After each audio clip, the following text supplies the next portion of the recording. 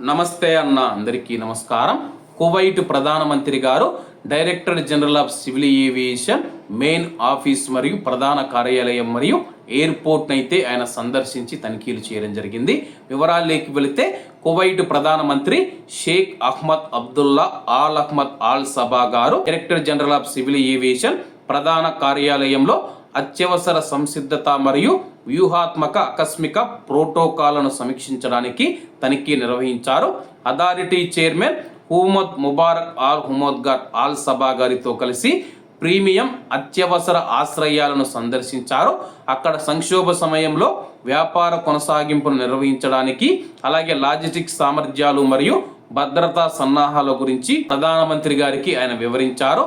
Authority chairman మరియు సిబ్బందితో పాటు కువైట్ అంతర్జాతీయ విమానాశ్రయం యొక్క సీనియర్ అధికారులతో సాంకేతిక మరియు కార్యాచరణ సన్నాహాలు, అత్యవసర ప్రణాళికలు మరియు అన్ని పరిస్థితులను ఎదుర్కోవడానికి ముందు జాగ్రత్త చర్యలలో ప్రధానమంత్రి గారు సమావేశం నిర్వహించారు. కువైట్ అంతర్జాతీయ విమానాశ్రయంలో ఇటీవల దాడి చేయబడిన ఇంధన డిపోలను కూడా ప్రధానమంత్రి గారు పరిశీలించారు.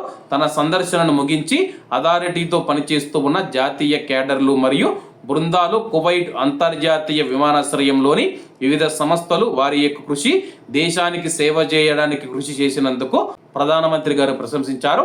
ప్రస్తుతం అయితే మనం చూసుకుంటే కువైట్ ఎయిర్పోర్ట్ పూర్తిగా సిద్ధంగా ఉందన్నమాట. విమానాలను నడపడానికి కువైట్ ప్రభుత్వం నుంచి, కువైట్ ఆర్మీ నుంచి గ్రీన్ సిగ్నల్ రాగానే విమానాలు నడుపుతామని చెప్పేసి ఎయిర్పోర్ట్ అధికారులు తెలుపుతూ ఉన్నారు.